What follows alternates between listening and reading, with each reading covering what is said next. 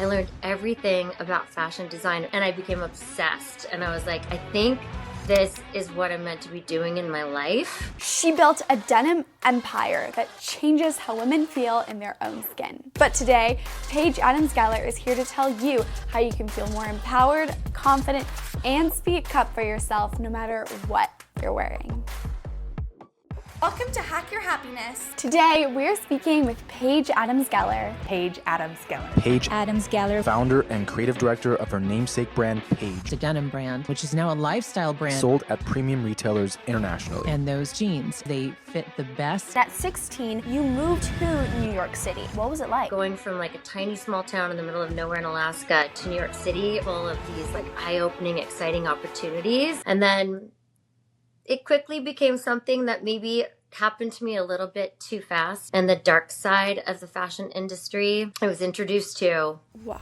What helped you improve your self-image, and what's your advice for self-acceptance? You know, that experience in my life was one of those major moments of deep mindfulness and understanding of my core belief system, and knowing that at that young age, I have never thought about it that way before. The color psychology and clothing physiology, the clothes we wear definitely have an influence on our confidence. For someone listening, what should we wear to feel happier and more confident? Is there anything specific? honestly, when I started Paige, I remember having this little credit card. That little credit card said, I want you to love your body, feel comfortable in your skin, and be comfortable in your jeans, Genes. But the way to feel comfortable in your jeans genetically is to...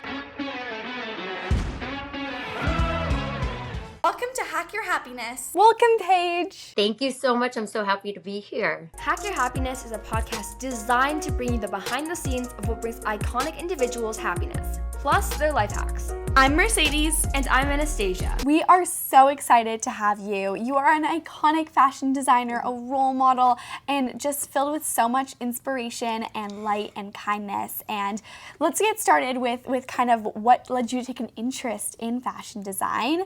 What started this interest? Gosh, it's so crazy. I was actually raised in a little tiny town in the middle of nowhere in Alaska, and I would read books and magazines. We only had like 3 TV stations, which was crazy. So there wasn't a lot of TV, but I would constantly read and dream about getting out and seeing the world. And I always loved fashion. And when I was first introduced to music videos, I'm like, oh my gosh, fashion is even cooler around the world. I need to know more about this. So I started my modeling career when I was in high school. And it eventually led me to becoming a fit model years down the line. I never went to school to be a fashion designer, but I was in the modeling industry and the entertainment industry. And then when I was introduced to being a fit model, I learned everything about fashion design. It was like going to school for Fashion 101 on the job. And I became obsessed. And I was like, I think this is what I'm meant to be doing in my life. And eventually it turned into a career where I could create fashion and bring it to others around the world. That's so amazing and so inspiring. Your story is incredible. I love how, I think sometimes as teenagers we think if I want to do something, I need to have like a big formal education. And obviously in some cases, like to be a doctor, you might need that. But I love how, you just learned from experience, you grew your passion, and you built that into an incredible brand. Absolutely. And for anyone listening who doesn't know, what is a fit model? You just read my mind. I was just going to say, I'm sure no one understands. They probably think it's like a fitness model, that's doing Lululemon or Alo or different kind of fitness jobs. But when I had graduated from college and I was finding my way in the entertainment industry, I met this really beautiful woman who put herself through law school as a fit model. And she approached me and she said, wow, you look like you would be the perfect size for a fit model. And I was like, what is that? She said, a fit model is who a clothing company hires based on their measurements. So it's almost like they're in person, a live dress form. And the measurements are like the median of a size range. So let's say there's a company that has a size range from 0 to 12. They'd hire a size 6 fit model whose measurements are like a size 6 dress form to put the clothes on and to drape patterns off of, so they could actually see what it looks like on a body instead of just a dress form. So you have to have specific measurements. There's petite fit models. I'm like a normal size fit model, which would be based on where my shoulders, my center back length, my waist, my bust, my hips, how they become like a true size. And the reason why they pick the medium size of a size range is because it's easier to take that measurement, develop a pattern on it, and then scale up and scale down so you can get a full size run of a pattern. And so fit models sometimes are different measurements than others, depending on if they're a junior brand, a contemporary brand, or maybe a more mature brand. And they'll hire a fit model that kind of meets those specifications. But I probably would assume that when you guys try on clothes and there's clothes that just fit you perfect, you're like, oh, that fit model must be similar to my body type. And it was a whole career that I knew nothing about. And fit models make a really good living. And it's really fun too, because you get to try on clothes. It's like dress up Barbie all day long. And then give your feedback to the designers based on whether or not you think you'd want to wear it or not. Some designers don't like you to talk too much, but most of the designers that I worked for loved it when I'd give feedback and say, hey, I'm your customer. I don't think I'd wear it if it fits like this. Why don't we try to change these things and add darts here, pin tucks here, seams here, and I think it would look a little cooler. So it was a whole fascinating new world to me in fashion that was very lucrative. And I just fell in love and became so passionate about design from having that experience. That is so phenomenal. Yeah, I I had no idea. I know that oftentimes it's so known that models, are in like magazines and On the ads, runway, but yeah. you never really think about like the fitting And people to know what everyone else is going to feel like wearing gave it. you Yeah. like a front row seat to see on how the fashion designer thought and worked, and that's such an amazing Incredible. opportunity Yeah. to learn from. And you mentioned that you lived in a small town in Alaska, and at 16 you moved from there to New York City. Tell us about this experience and what made you take this move, and what was it like? Yeah, it was crazy. I was raised a grade when I was in elementary school. And so I actually graduated high school when I was 16. So I was really young, and I graduated a semester early even. So it was like January when I was 16 years old when I graduated from school. And I had entered the summer before a modeling competition. And I just turned 16. I entered a modeling competition, and I was scouted by a bunch of different modeling agencies in New York City, and then also an acting agent. And they wanted me to come out to New York City to audition for some soap operas, which were cool at the time. Soap operas were like the reality, shows of those years. And I was so excited that I got scouted, and my mom said, you know what, why not? We should take you out to New York City and see if you can, make it as a model if this is something that's interesting to you. So I went out there so young, I didn't even know what to expect. So going from like a tiny small town in the middle of nowhere in Alaska to New York City was scary, intimidating, but exciting, because I'm like, oh my gosh, I'm on my way and I might be able to get to see the world in a different way. So I'd say like my initial stages when I was in New York City were like full of these like eye-opening, exciting opportunities. And then it quickly became something that maybe happened to me a little bit too fast. I had a little too much of an opportunity too soon. And the dark side of the fashion industry I was introduced to, which was kind of heartbreaking, I'll have to tell you. There's definitely a dark side, and especially at that time in the 80s, like late 80s, going out to New York City and experiencing what I experienced made me realize that maybe it wasn't a safe bet for me at that time in my life, and maybe I should go reconsider my future and really think about getting an education. Absolutely. I think it's hard at such a young age to know, like when you barely, like I'm 17, and when you barely even know like yourself, it's so hard to make those choices, especially in a toxic environment and culture. So I'm glad that you were able to, kind of reframe and and then go back to school? Yeah, I think part of it happened when, not to jump on you, sorry about that. Part of it happened when I did have some Me Too experiences, which were very uncomfortable and very unsettling and eye-opening, which scared me and made me realize that, I wasn't in the safest place imaginable. And other parts of the story were crazy because I remember showing up on, my agent sent me out on a modeling interview. And when they sent me out on the modeling interview, I didn't realize that I was showing up at a doctor's office where they told me that I needed to get a nose job. And literally, this nose is the nose that I was born with. It's the tiniest little thing that I can barely breathe out of sometimes. And I was like, I don't understand what you guys want me to do. Make my nose bigger? Because this is the nose I was born with and I don't even understand it.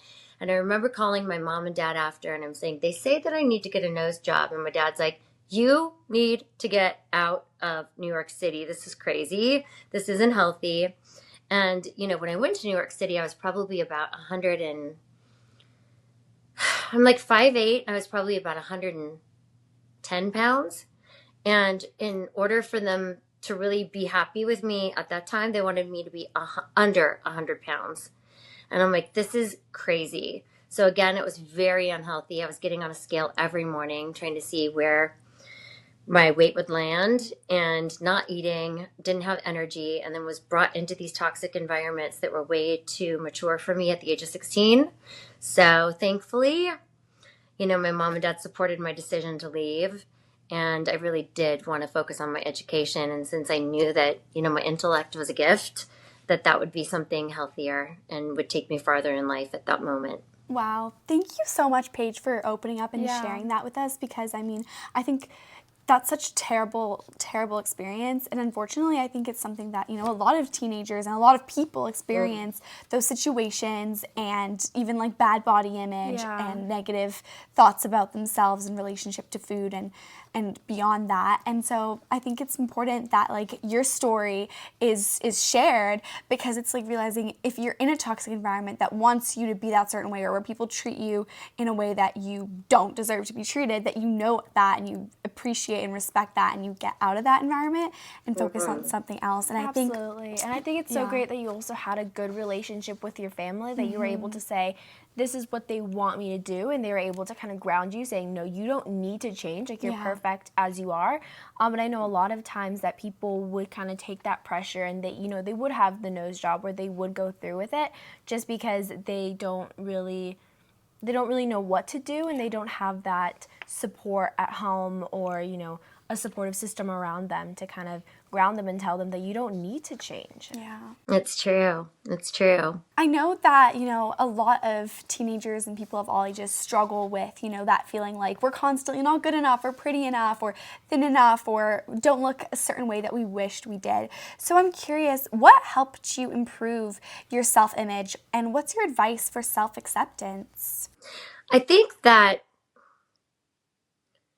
that experience in my life was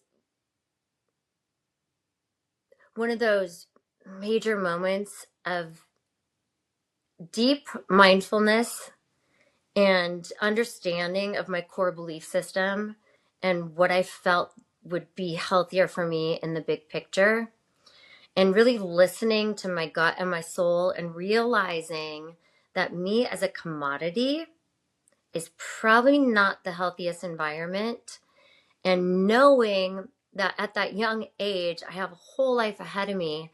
And if I realized that I'd have a better future if I just didn't focus on my appearance, and I might have more longevity if I focused on my mind, that was like the shift change. And I thought, I really want to go and have a real college experience. And I'm excited about that.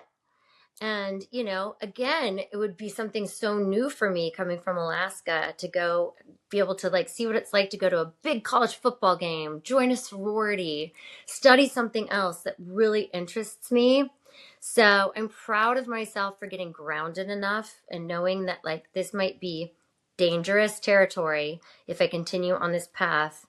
And I've got time because I'm young. Why don't I focus on making sure that I study, focus on my mind, and look at maybe a different career path, because I can always go back to modeling if I want to, or the entertainment career when I'm a little more grounded.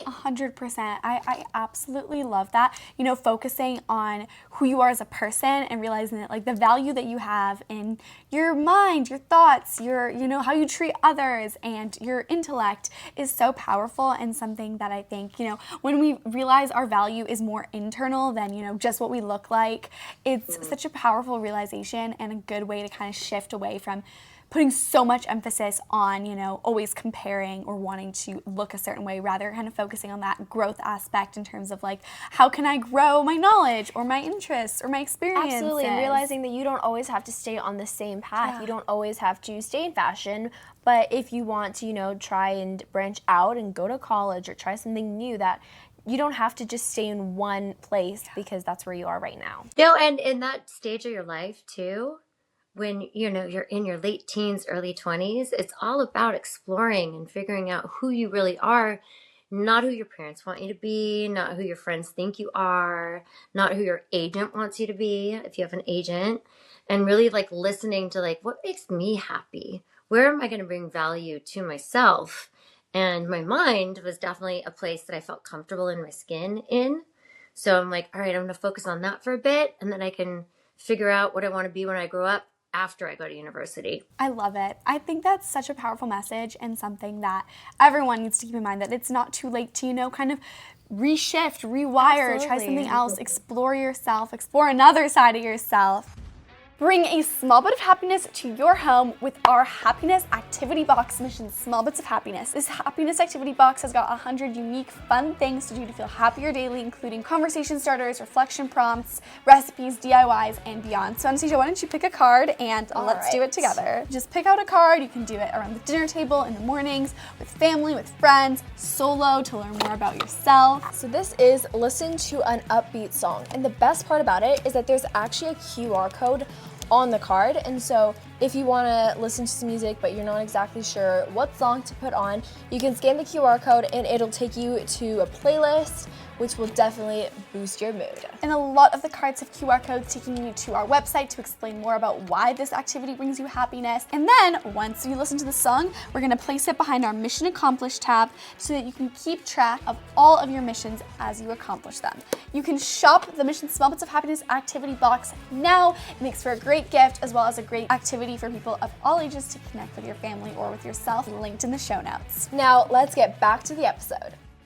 And talking about your fashion design, because I know after university, you did end up going back as a fit model, as you were saying, and then eventually into the design aspect of things. And so I'm really interested to hear, how do you combine the analytical and math aspect of fashion with the creative? Because I think sometimes people see as like the creative aspect is so separate from like the, you know, analytical math aspect, but I'm curious, how do you kind of blend the two? So cute. There's so many things that are swirling in my mind right now. But math was my best subject in high school, which is crazy. I won like the best score in my high school for my SATs in math, and I always loved it. And math and music and creativity also go hand in hand. So when you have that part of your mind that works, it works similarly to a very creative space in your brain. And so it's not that ironic that my father is an entrepreneur and he was also great at math and a math teacher, but then later became an entrepreneur and he became a builder.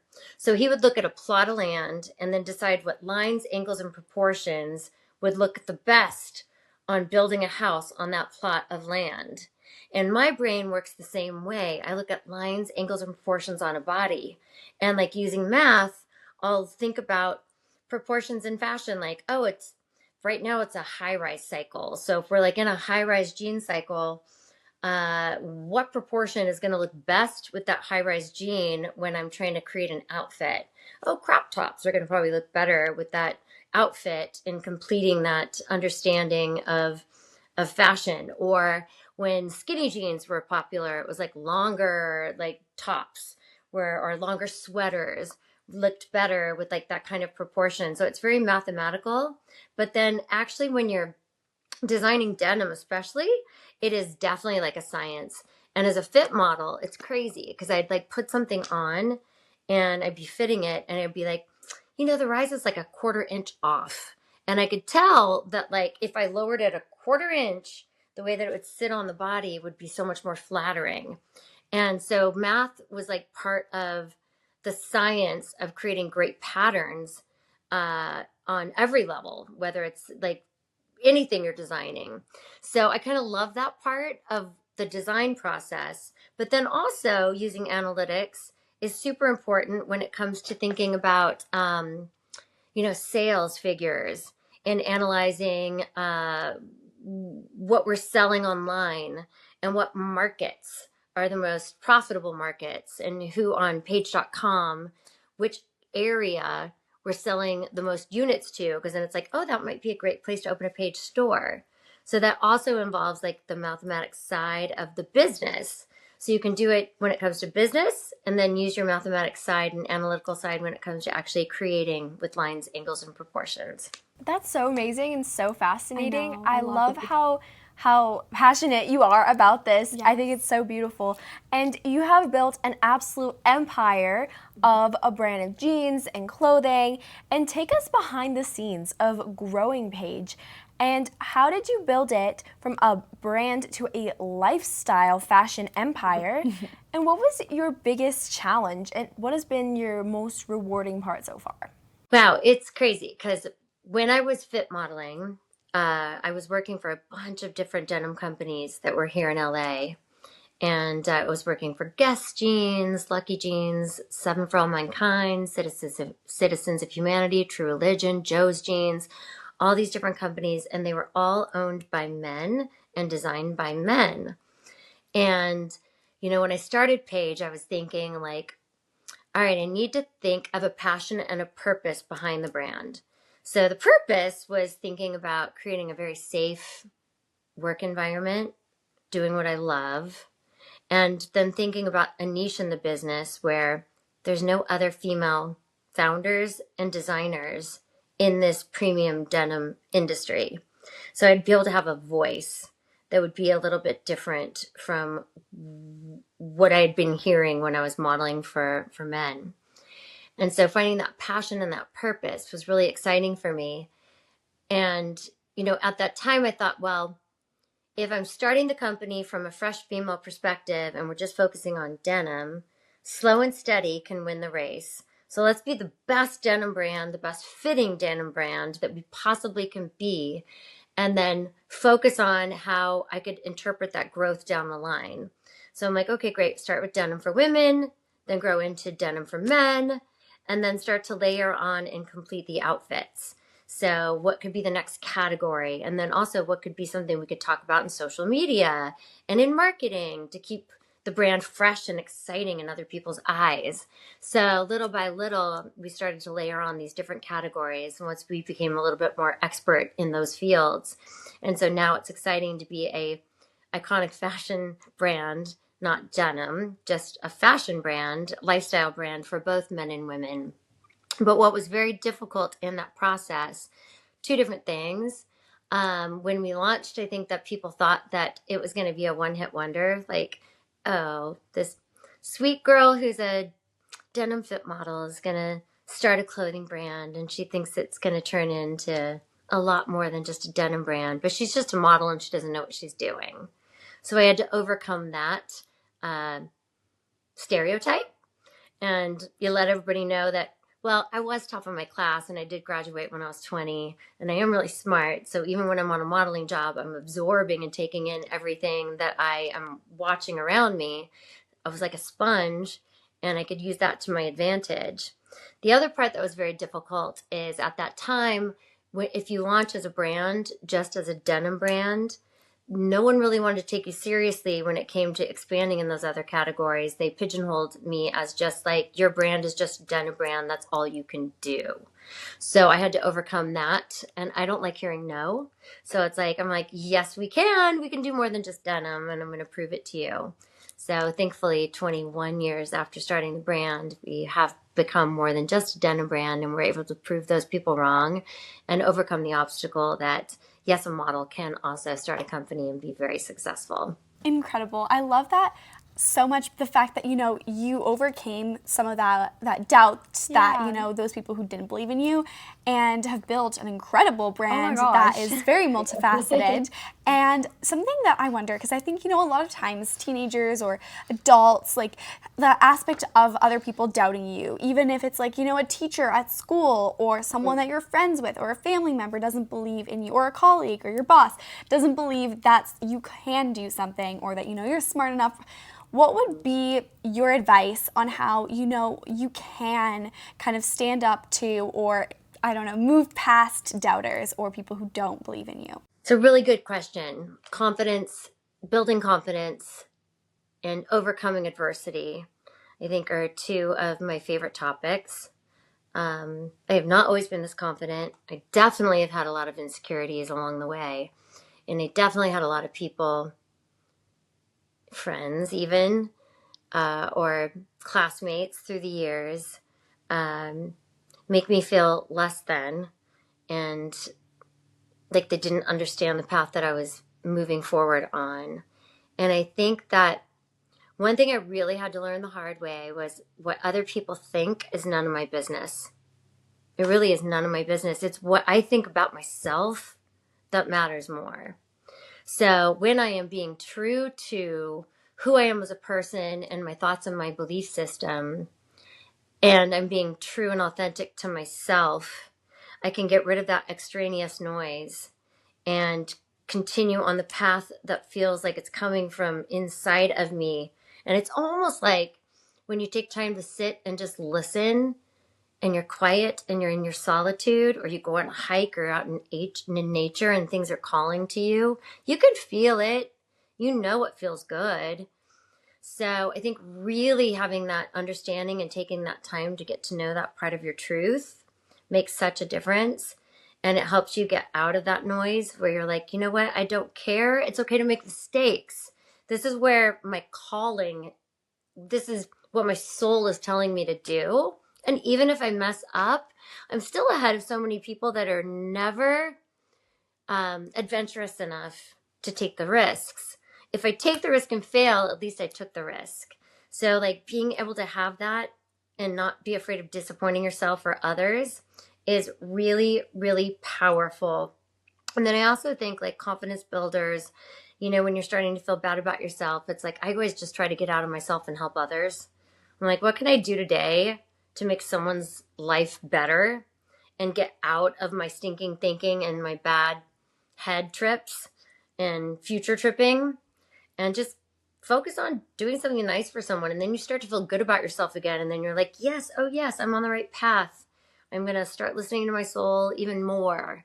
And I think that is life changing when you get to that place where you can get rid of that noise. Because it's truly the most important thing is how you feel about yourself in the end.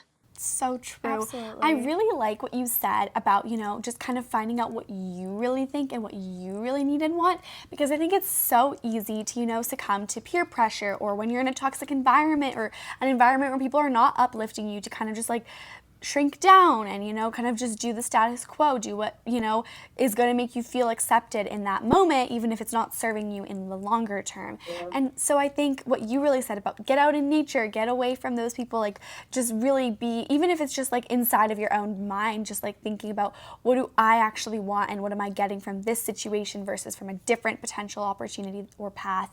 And so like really, really being present with yourself and getting to know yourself, I think is something that we overlook a lot. As well as I feel like oftentimes we just put more value on what other people said, and I just absolutely loved how you said that what we say and think about ourselves matters more than what anybody else thinks, because that's so true. At the end of the day, we're going to have ourselves from now until we die. Yeah. And those people who maybe didn't believe in what you were doing at the beginning of your career or in high school, or maybe just a friend you had along the way that was a little bit doubtful and kind of made you feel a bit bad about yourself, they're not always going to be there.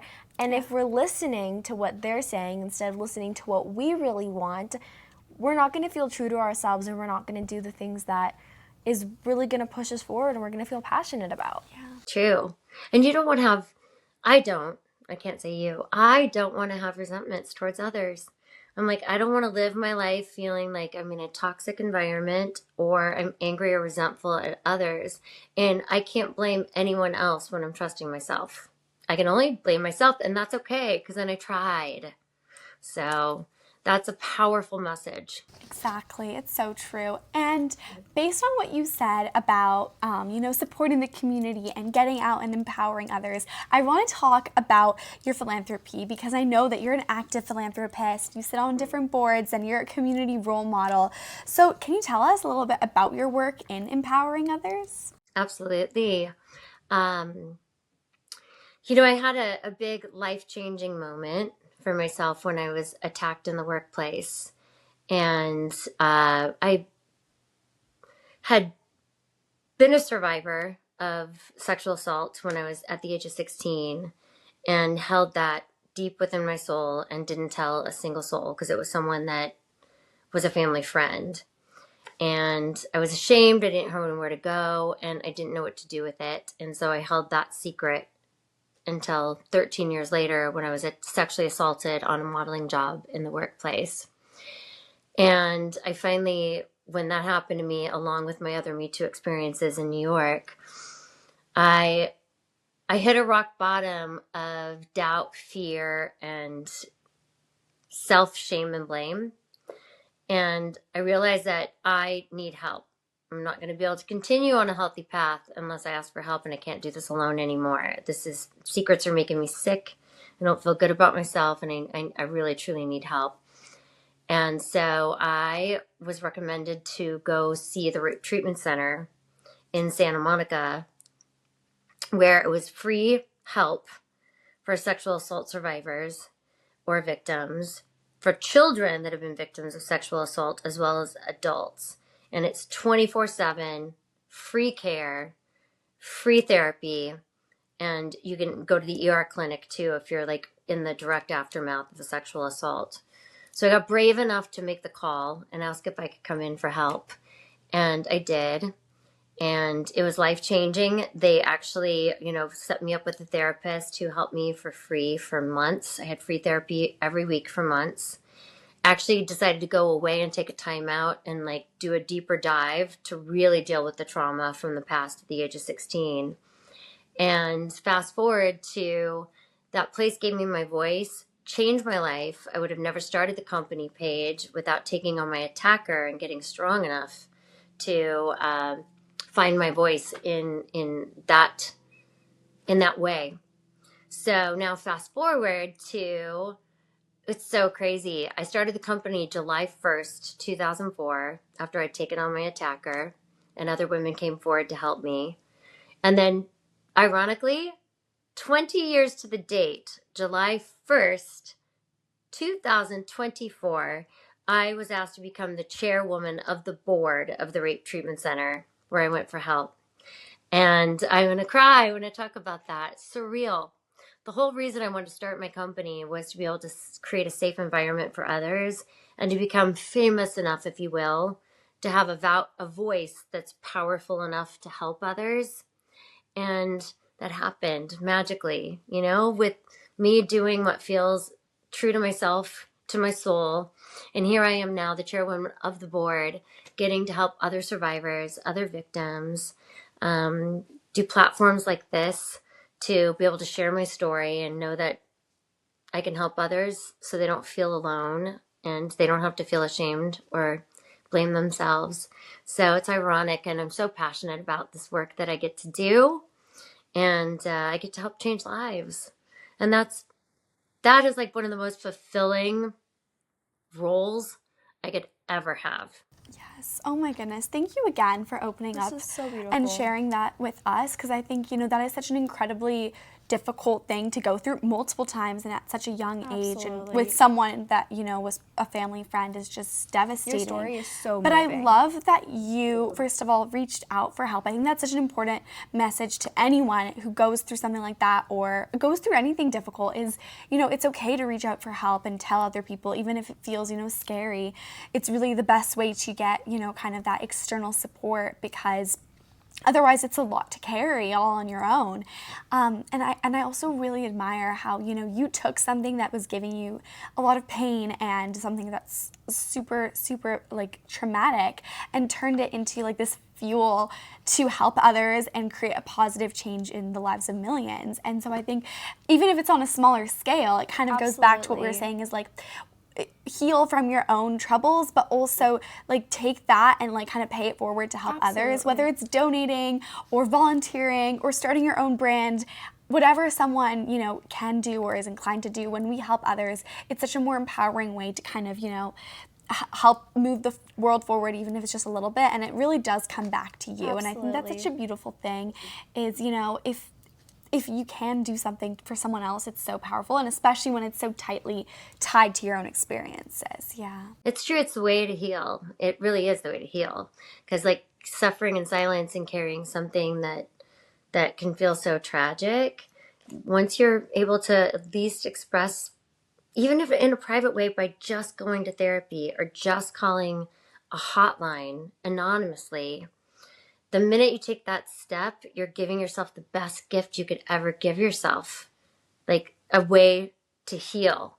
And then when you get to that place, I think that once you heal, you're like, oh my gosh, I have to share this with everyone else because I can't hold that secret, because now I know what it feels like to feel better. And I don't want anyone else to suffer like me. So if I can help you feel better, then oh my gosh, that's like gives me meaning in my life. Absolutely. And you've really come full circle. Yes. And I think that's absolutely so beautiful. And I know during this really difficult time, often we can feel really isolated and alone, like you were mentioning. Yeah. How did you build a supportive system of support?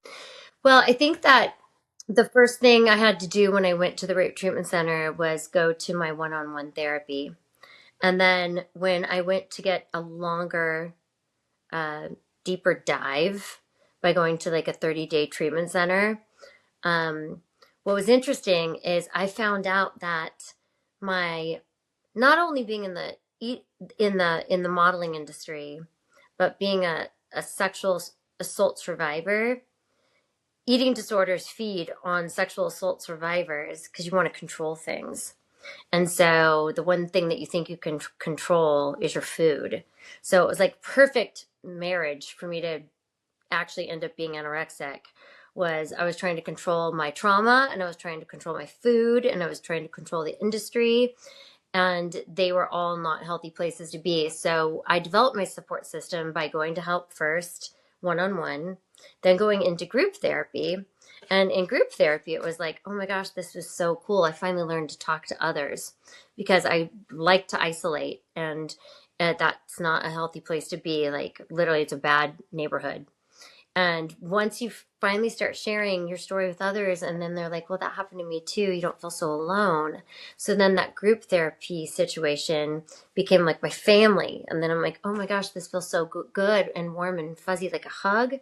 So then it kind of, I believe in the law of attraction. And once you've gone through that kind of self-help and work, I started to notice that I would attract people in my life that also were like-minded.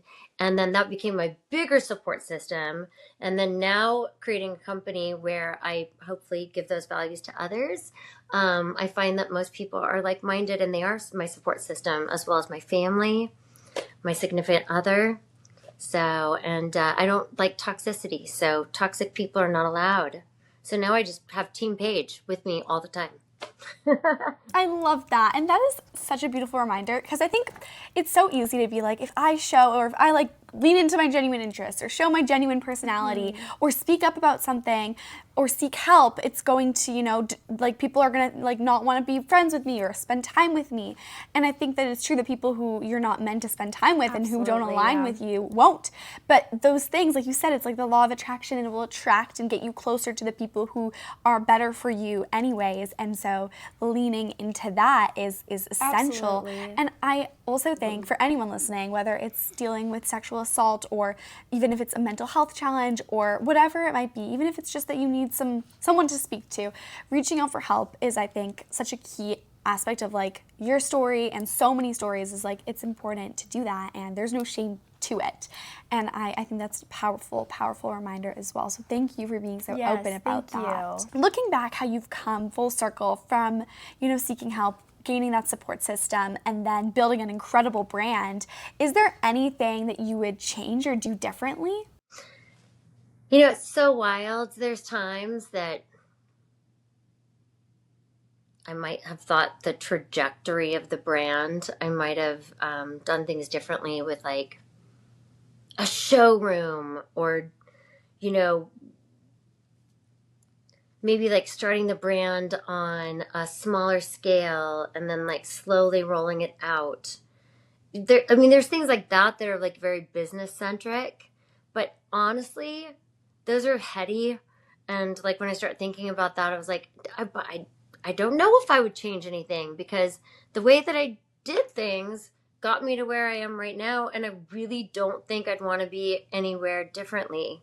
I really think that the universe was just giving me the next indicated right steps for me to take.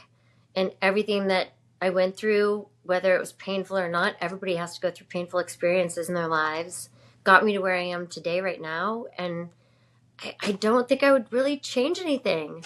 I wish I wouldn't have to go through pain and struggle. I wish no one had to go through pain and struggle. But those life learning experiences and picking yourself up and not falling back into bad habits or bad behaviors is what you need to learn. And I feel like I did learn those lessons along the way.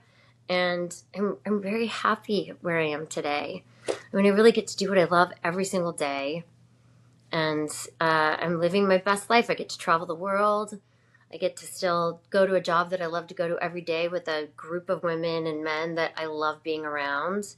So I can't say that I would change things. That's amazing. Wow. And you're right. Even the challenges have gotten you to where you are today. Absolutely. And I think that's such a fantastic way to think of it. Like every single moment of pain or experience of, stress that we go through helps propel us forward if we, take that step accordingly. Definitely. And don't fall back. And I think that oftentimes when we're experiencing a hard moment, I feel like it's almost a good way to think about it is knowing that in the future, there will be a future version of ourselves looking back saying, this was a hard moment, but it was worth it and it was important to get through so that I can be in the best position that I am right now. And I feel like that's a really great way to keep going and stay motivated. Exactly. And on another note, kind of about the color psychology and clothing physiology, the clothes we wear definitely have an influence on our confidence and the happiness. And your clothes are so empowering. Your whole brand's empowering.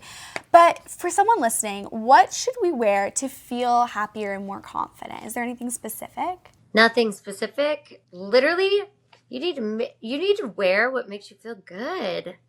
Honestly, when I started Paige, I remember having this little credit card that I put in our back pocket. It was like a little plastic credit card, which we had a little credit card pocket in the back where I thought when that little credit card is gone, you can put your ID back there and it would stay in your back pocket. So if we went to the bathroom, it wouldn't fall into the toilet. And literally that little credit card said, I want you to love your body, feel comfortable in your skin, and be comfortable in your jeans, Genes. And I meant that, like in your jeans genetically, but the way to feel comfortable in your jeans genetically is to feel comfortable in your skin and love what you're wearing. So I feel like it's fun. What I loved about fashion is in high school, I remember all my friends said that like all my clothes looked like they were disposable. But it wasn't that I had a huge wardrobe. I raided my mom's closet, my dad's closet, my sister's closet, and I just experimented. And I always tried on different things. One day it was preppy. One day it was like rock and roll. One day it was like 80s rock star. Like I just liked to experiment with clothing. And then eventually I kind of found my groove. And like I was like, this feels like me. And the essence of me. And then that's actually kind of the essence of the brand. And I think that everybody can experiment and play and have fun with it because fashion should be fun.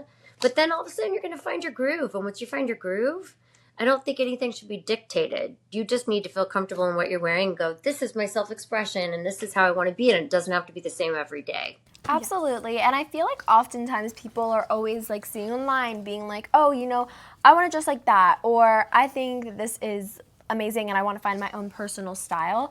But I feel like the real way to discover what makes you feel best and what makes you feel most confident is, again, just experimentation. Yeah, I love that. And I feel like oftentimes we can be scared of like the judgment and, again, like the doubt like we were talking about earlier. But realizing that no one really cares that much about how you're dressing and that it's all about you, it's just a self-expression of yourself, and that will really help you find the happiest and most confident version of yourself. Exactly. Don't try to be anybody but yourself and just be that perfectly, You don't have to be perfect. Be yourself perfectly. That's all you have to be perfect about. What part of the creative process is your favorite part and brings you the most joy? And how do you continue to find inspiration? Oh my gosh, I love all the parts of the creative process. It's like, I love traveling, and when I travel, I get to see what other people are wearing, like street style, and like kind of taking in every different culture and like appreciating what that culture brings to fashion. And then I love watching the runway shows and then like trying to figure out how I can take runway to reality, because that's fun. And then I love like music. So it's like I'll listen to songs and kind of get lost in a genre and then get inspired by like, ooh, what would I be wearing when I'm listening to that song, and where does that song take me? So it's like all part of what I love to do. But I think probably the best part of the fashion and creative process for me is when I see my fashion on other people.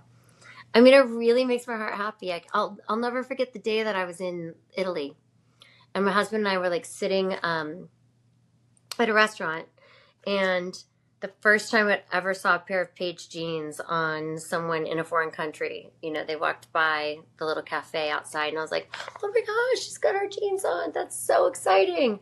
And it just made my heart feel so good that I made someone else feel good, that they wanted to buy the product. And like, that's my favorite part of everything. That is so exciting. Yes. I know Mercedes and I have a clothing line alongside of our business, Small Bits of Happiness. Yes, we have some cute crew necks. And my favorite thing ever, as I'm the designer of them, is it's so exciting to see when people are walking around with them, and it's so fun. It's just like the makes me craziest feel experience. extremely happy. Yes. And I mean, your business is like on this huge scale where you're in like, you have stores around the country and different countries. And so I just think it's so cool. And I mean, I'm sure you've seen a lot of people in your jeans by now and clothes. Well, it has to start somewhere. So you guys are doing a great job with that. I mean, even for me, it's fun when I'm in one of our stores, one of our Paige stores, and someone goes in the fitting room and then they come out and they're like, oh my gosh, look. And they're like posing and spinning and like, oh, I love the way these fit. I didn't think I could ever wear this.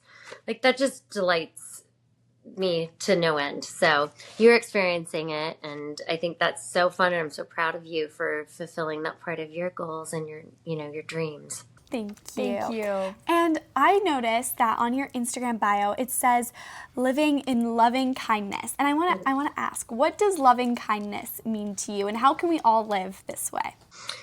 I mean, loving kindness is really my daily mantra. I was thinking one day about how I would want to be remembered on this earth. And I mean, this is morbid, but I don't mean it to be morbid. Like, if I were to die and on my tombstone it said, she was a very kind and loving person, that would mean more to me than any of my accomplishments as far as like checking the boxes of, icon, businesswoman, model, or whatever. I was like, I just felt like that is like what kind of energy I want to bring into this world on a daily basis. And that means that I like try to treat people like I'd want to be treated. And loving kindness means like paying it forward, like just randomly doing acts of kindness for someone. Telling someone in line, like, you love their outfit, their smile is beautiful, you like something about them that makes them all of a sudden feel good about themselves. That's like something that's true and authentic, and I feel like compelled to say something in the moment. Like, you're beautiful, whatever. And that also means, and I had to learn this part the hard way, is spreading loving kindness to myself every day. Because that was the part that sometimes I was definitely not good at.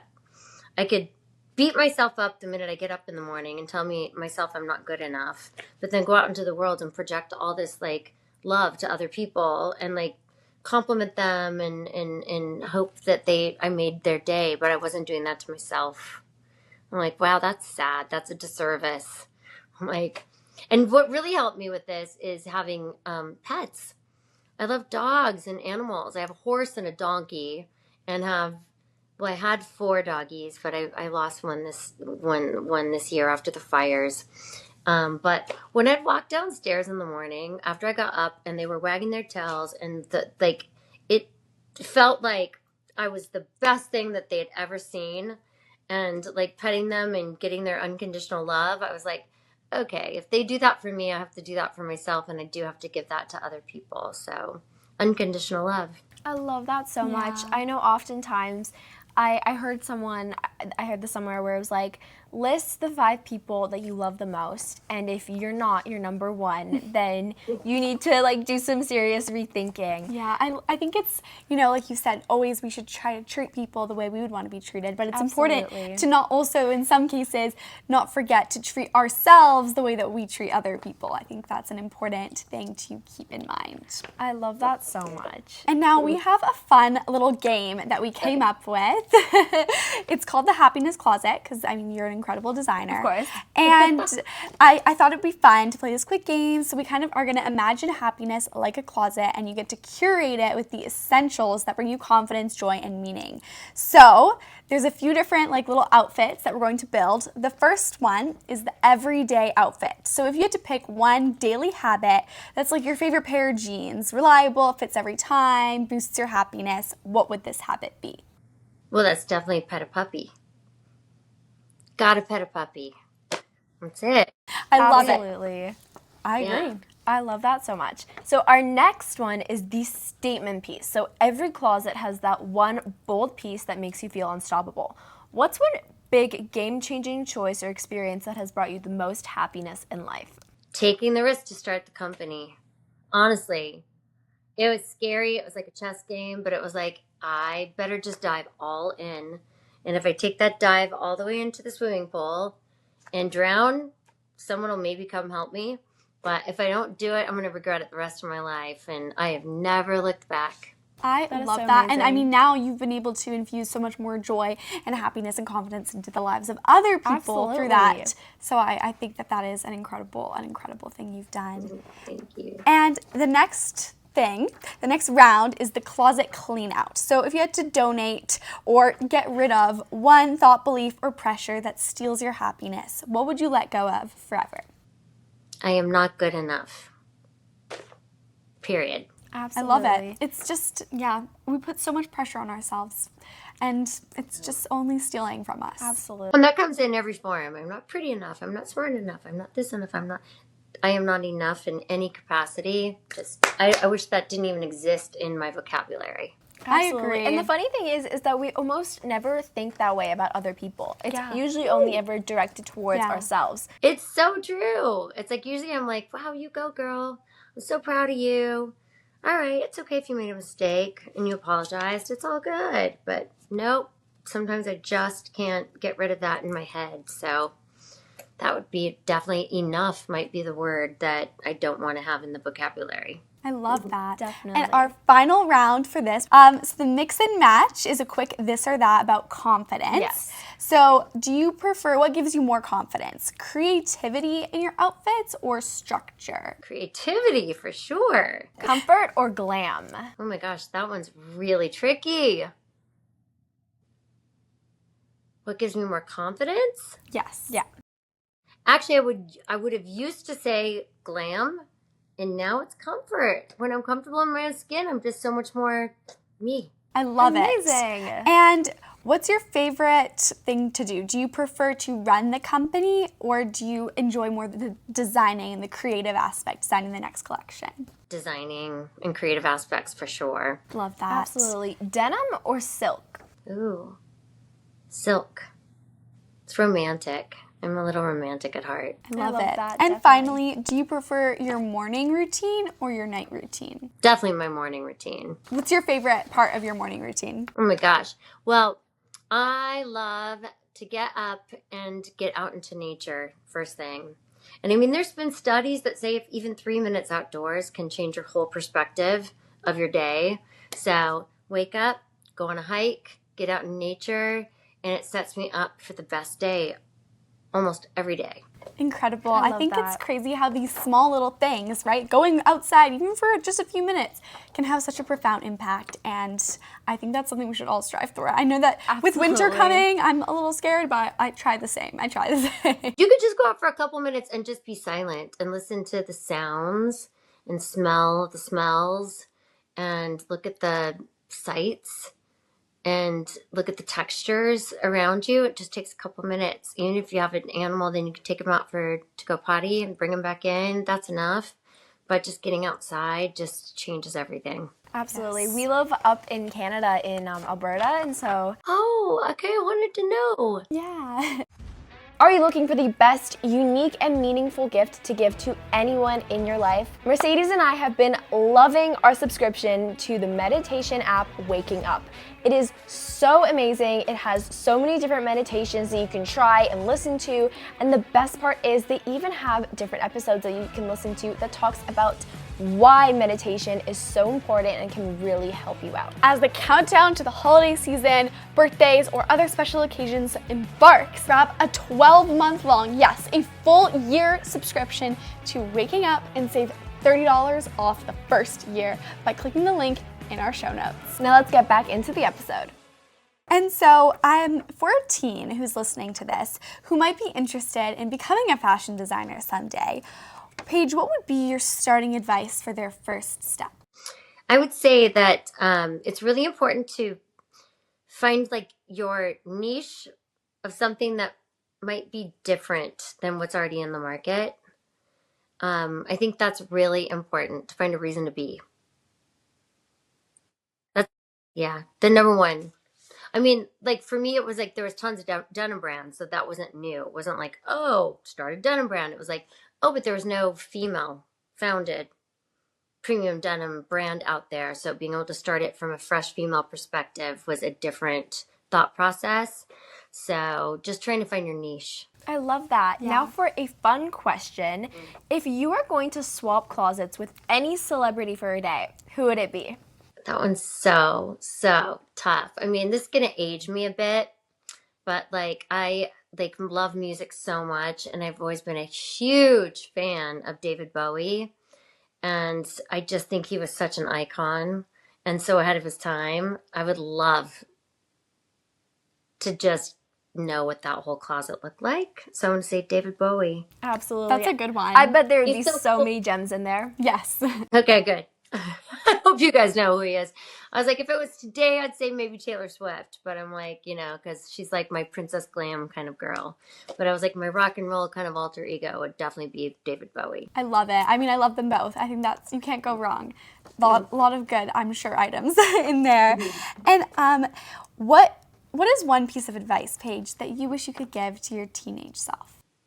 That's all going to be okay. I mean, it's so silly.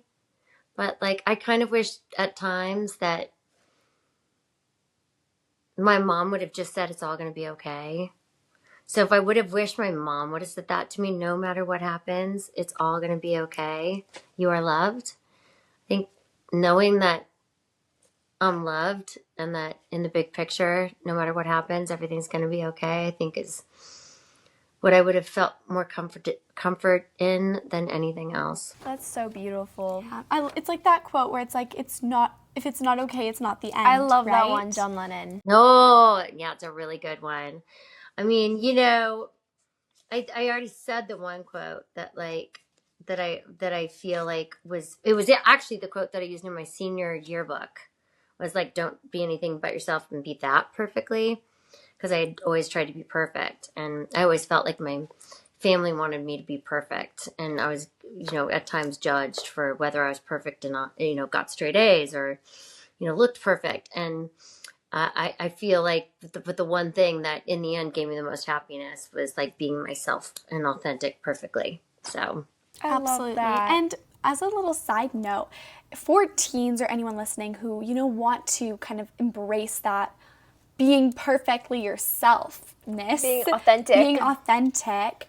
What would be a tip that you would share with them on how to really kind of tap into that? To tap into authenticity is, having moments of solitude, to tap into your own belief system.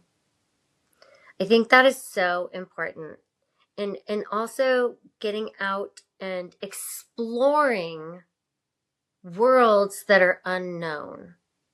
Because coming from an isolated part in Alaska and getting out and like discovering New York and then discovering LA, you don't have to do this if you don't have money. Like you don't have to make those big trips. Like if you can't afford to go on those big trips to see different parts of the world, but open your mind to all of these other possibilities and other places and other people in the world, and then try them on like an outfit. And then in the end, that works for me, that doesn't work for me, and shake it off and like settle into what like actually brings you joy and happiness. It's like really, and like you'll feel it. Like to me, that's like the best way to like find your authentic self. You have to experiment a little bit. It's like finding your style. Exactly. They go hand in hand. And then good fit never goes out of style. So once you find it, you're like, oh, well, that's me. It never goes out of style. I'm never going to go out of style because I'm being true to myself. I love it. It's kind of like that trust your gut. Like if you really feel like, you're meant to try something, try it. And maybe it'll work out. Maybe you'll learn a lesson. What I really love is that you keep mentioning that you need to have some time by yourself, because I feel like a lot of the times we feel like we just want to immerse ourselves in like our friends and our family, and that's absolutely amazing. But sometimes to find out who we are, not as a group, but like as an individual, authentically, we need to take a kind of a step back and think like, what do I value? What are like my core beliefs? And who do I want to be? And then kind of seeing, is that aligning with the way that I'm acting, with the people I'm surrounding myself with? Because if not, then it kind of means we need to make a shift so that we can be the most authentic and happiest version of ourselves. Totally. As a final question, Paige, what do you do every day that brings you a small bit of happiness? I tell my favorite people how much I love them. Aww. We have to do that. I love that. I think that's a powerful reminder, and also a powerful thing to remind like yourself. Like remember that self-appreciation of like, I am enough and it's gonna be okay. Yeah, my favorite thing to do every morning when I come downstairs is to see my mom, because she's always so excited to see me in the morning. And then when we go to bed, she's like, I'm going to miss you. And I'm like, I know. It's like 8 hours apart, but we'll make it. That's adorable. That's precious. And Paige, if our audience wants to learn more and keep up with you, where's the best place for them to head or to find you? Well, they can find our company at paige.com. And I'm private on my own Instagram, but that's Paige A. Geller. That's my hashtag, or my at Paige A. Geller, sorry. I'm at Paige A. Geller on Instagram. For the company, it's paige.com. And for the company Instagram, it's at Paige, Paige. I do get messages when they reach me there. And I had to go private for reasons where I had a negative, toxic stalker for a while. So I went a little private, but I'm trying to look at everything that comes in again and not be afraid of that, because what other people think is none of my business, as I said before. And I'm here, and I try to look at everything on a personal level at Paige A. Geller.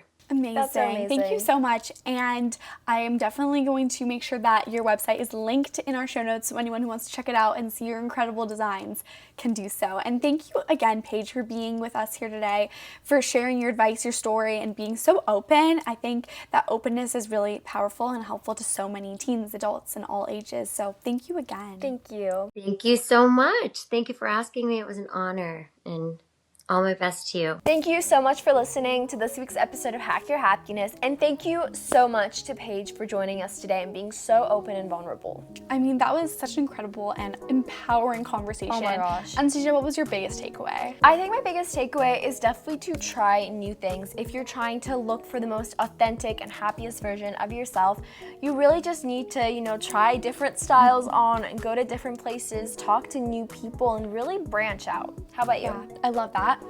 One of the biggest takeaways I have from today is turning your pain into purpose. I mean, Paige went through a lot of incredibly difficult situations, and we all go through pain, even on different levels and different degrees, but turning that into fuel to, improve upon yourself, give to others, try something new, go in a different direction, like not letting your pain stop you from becoming a better version of yourself. Absolutely. And in fact, using it to help you I think we've talked about this in past interviews with like Haley Wickenheiser, but like failing forward. And even if it's not a failure, it's maybe a problem you've experienced or something that somebody did to you, but just kind of moving forward. Using it to grow. Exactly. If you enjoyed this conversation with Paige, we think you would love our interview with Catherine Martin, a 4-time Oscar-winning costume designer and producer of movies including The Great Gatsby, Romeo and Juliet, and Elvis. Catherine talks to us all about mastering the art of collaboration, how you can get a work-life balance, as well as her hacks to boosting one's confidence. I felt that I have been consistent at a lot of things, of learning skills,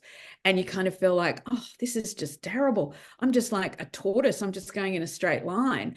But then all of a sudden, you will have these kind of massive exponential growth in what you're able to do. You can listen to our conversation with Catherine now. It's linked in the show notes. If you enjoyed this week's episode of Hack Your Happiness, please leave us a 5-star review from wherever you're listening.